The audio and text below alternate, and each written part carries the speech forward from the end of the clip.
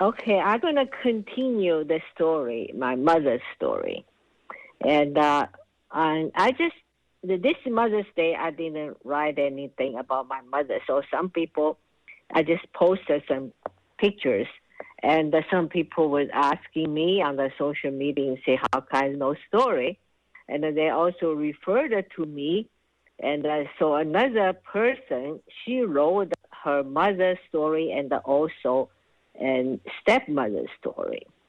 So I read about that. I was shocked because, to my knowledge, like a mother's love is a universal. It's like all the mother they love their children, right? It's unconditional, which was the greatest love. And but after I read about that person's mother, and both mother and stepmother, they both is a communist high-ranking officer. And so gradually, and they becoming, brainwashed by communism. And that was last week. We talked about the rectification in Yan'an. And so the one of her mother was went to Yan'an, and she was young and also idealist and educated woman, very passionate about the revolution.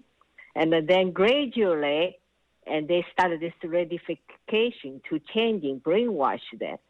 So she becoming, has no feelings. And no feeling for her family, her husband, her children. So that's the story she wrote about that. So it's something I learned, because during the Cultural Revolution, I think I talked about my story before, and with my best friend, and same age, a little girl. We went to school together every day because I had to walk through her house, so I always pick her up. So we hang and walking to the school. It's my best friend. But during the Cultural Revolution, all of a sudden overnight, and she just hate me and just joining the Red Guard, and then was coming to my house and beat me up, and also torturing me, took me to the school and the podiums and tried to beat me to death. I never able to figure out how that you were changing a person overnight. And now, after I read this book, I get some idea, because they were taught, their parents, and especially mother, with no feeling for them. So I remember something, that little girl, and she, like, after the school, she always tried to hang around with me, and sometimes in my home, and doing the homework together. Then my mother fixed some meals, warm meal, and she always kind of shocked. She said, "Wow, mother's supposed to be like that." I said, "Your mother never cook." She said, "No." And so I was thinking, because love is like learning things. So if you never receive a love, right, so you don't know how to love. And they're very easy, you're being brainwashed and to hate somebody. So I think that, finally I figured out that because of that. And also the talk about the CCPs right now, that the leader of the CCP in China.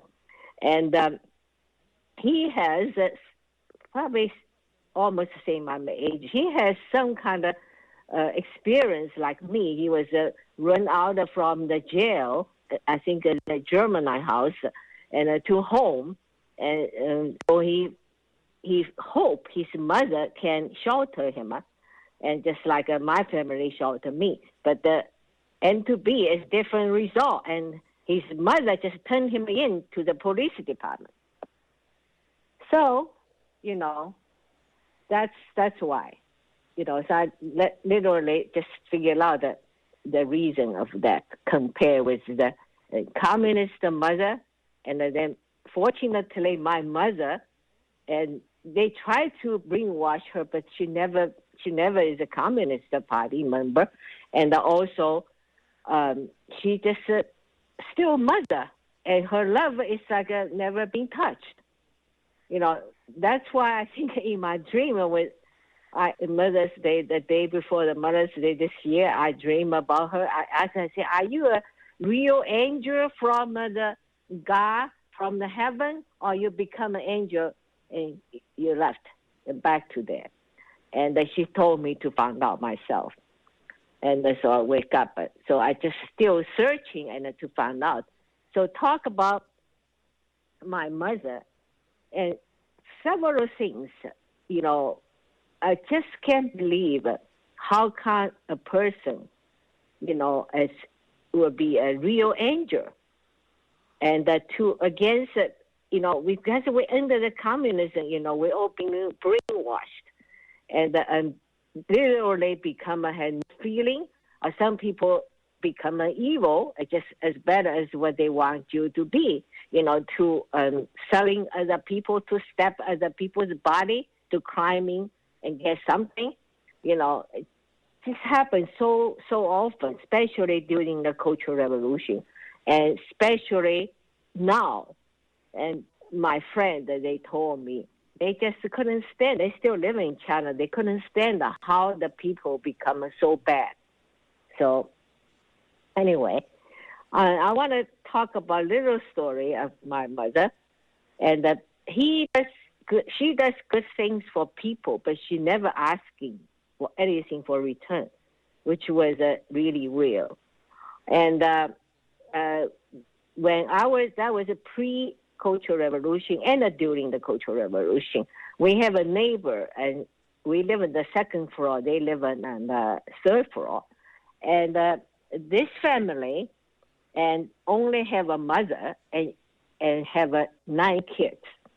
And the story is actually very common in communist in China, Shanghai, because Shanghai used to be, they have all kind of people from different countries live there, have those international section. We were living in the French Quarter. And so she is, her father, real father, is German, and mother is Chinese. So she's a Eurasian. And so that was a pre-communist took over. And but because the father abandoned them and left her, and so she ended up in the a dancing hall, and it's a club, nightclub. So she was dancing, and people had to stand in line, booking, and pay the money. And then those women, and they were really desperately waiting and hoping, and somebody will marry them, and then can be a normal family life. And finally, I think that's 1948, so year before communists took over, and she found a guy. It was a businessman in Shanghai and also Hong Kong, and so marry her, but he married her before, so previously have a bunch of kids, and then after that they have a baby too. So the whole family, 6, 7 kids or something, lots of people. And then the guy left and went to Hong Kong, supposed to get some money back.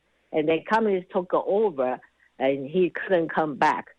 And so he just living in Hong Kong. So they end up with the money in the source and for the income. And so she had to do everything to feed the kids. And so she come out like she know how to cooking Western food, make a cake or stuff like that. And she make it and sell to the people and do everything, whatever she can, but still had no money. But she had some relative friends, so she started things like a credit union. I was thinking, like the beginning of the month, and so she borrowed money from everybody.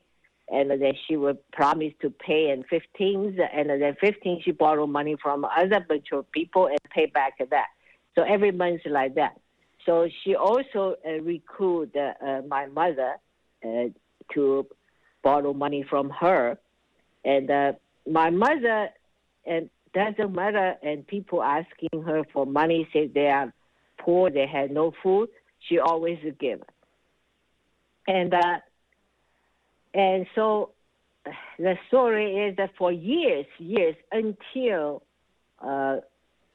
Cultural Revolution, even then, and we only have some just a couple. They cut through my father's bank account, and they only give Lawrence like 20 yuan a month just for you to have some food or something like that. So we don't have anything to give it to her. And before that, my mother even can pawn her jewelry or clothes and to give it to her. And so that many years passing by, and eventually, and they move to Hong Kong, and the whole family, because they have a relative in Hong Kong and whatever that. And then 1995 or 6, and my mother received a phone call from Hong Kong, and that's that lady's son. And he said that to her. She said that my mother died, and before she died, I asked her whether anything else I can do for you. He said, well, the only one person I wanted to thank her in person is my mother, and say Mrs. Chen or whatever she said. And I say, you had to find that person. So he said, I don't have her phone number. So somehow she managed to asking lots of people finally and found my mother's number. That time, my parents already living in San Francisco.